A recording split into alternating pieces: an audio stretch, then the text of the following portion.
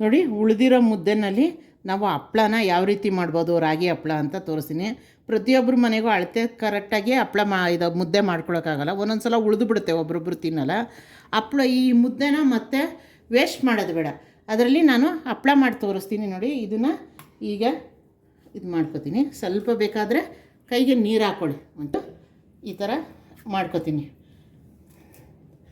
ಕೈಗೆ ನೀರು ಹಾಕ್ಕೊಂಡಾಗ ನೋಡಿ ಹಿಂಗೆ ಮಸಿಬೇಕು.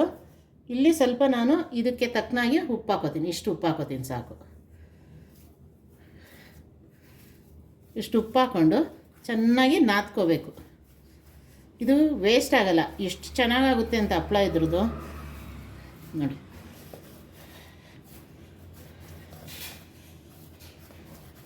ನೋಡಿ ಈ ಥರ ವೇಸ್ಟ್ ಆಗೋದಿಲ್ಲ. ನಾದ್ಕೊಂಡಾದ್ಮೇಲೆ ಸಣ್ಣ ಸಣ್ಣದು ಉಂಡೆಗಳಾಗಿ ಮಾಡ್ಕೋತೀನಿ. ನಿಮ್ಗೆ ಎಷ್ಟು ಅಗಲ ಬೇಕೋ ಅಷ್ಟು ಅಗಲ ಮಾಡ್ಕೊಳ್ಳಿ.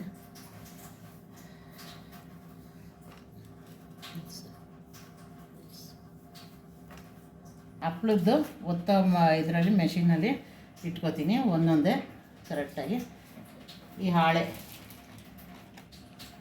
ತಗೊಂಡು ಇದನ್ನು ಮಡ್ಚಿಬಿಟ್ಟು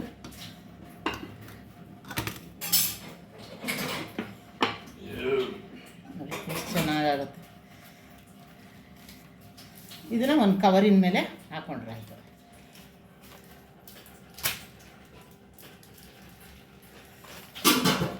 ನೋಡಿ ಎಷ್ಟು ಚೆನ್ನಾಗಿದೆ.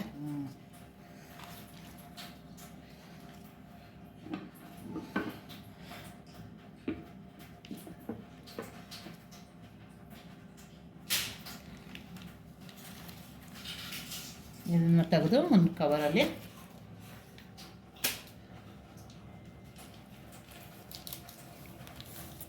ಈ ಥರ ಮಾಡಿಕೊಂಡು ತಣ್ಣಗೆ ಇದರಲ್ಲಿ ಬಿಸಿಲಲ್ಲಿ ಡೈರೆಕ್ಟಾಗಿ ಹಾಕ್ಬಾರ್ದು. ಎಲ್ಲರೂ ನೆರಳಲ್ಲಿ ಹಾಕಿಟ್ಕೊಂಡು ಬೆಳಗ್ಗೆಗೆ ಆಚೆ ಹಾಕಿದ್ರೆ ಆಯಿತು, ಒಣಕೊಂಡ್ರೆ ಇದು ಒಳ್ಳೆ ಪಾಪಡ್ ಆಯ್ತದೆ.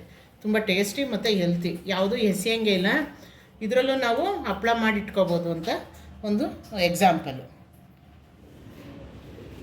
ನೋಡಿ. ಮಿಕ್ಕಿರೋ ಮುದ್ದಲ್ಲಿ ಮಾಡಿರೋ ಹಪ್ಪಳ ಈ ರೀತಿ ಒಣಗಿ ಇಷ್ಟು ತೆಳುವಾಗಿ ಬಂದಿದೆ ನೋಡಿ. ಇದನ್ನು ಎಣ್ಣೆಗೆ ಹಾಕ್ತೀನಿ ನೋಡಿ. ಈಗ ಕಾದಿರೋ ಎಣ್ಣೆಗೆ ಹಾಕಬೇಕು.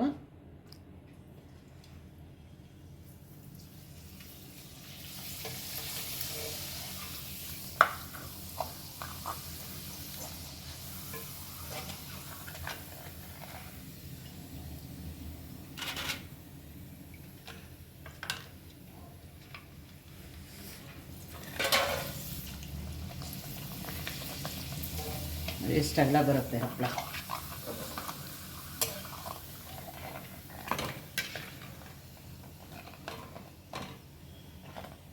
ಇಷ್ಟಲ್ಲ, ಯಾವುದು ವೇಸ್ಟ್ ಆಗಲ್ಲ. ಮುದ್ದೆನ ಅವತ್ತೇ ಮಾಡಿಬಿಡ್ಬೋದು, ಬೆಳಗ್ಗೆ ಇಟ್ಕೊಂಡ್ರು ಪರವಾಗಿಲ್ಲ, ಚೆನ್ನಾಗಿರುತ್ತೆ.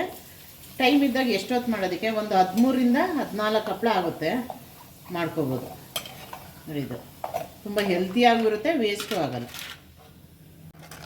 ನೋಡಿ. ರಾಗಿ ಹಪ್ಪಳ ಎಷ್ಟು ಚೆನ್ನಾಗಿ ಬಂದಿದೆ ಮತ್ತು ಎಷ್ಟು ಕ್ರಿಸ್ಪಿಯಾಗಿದೆ.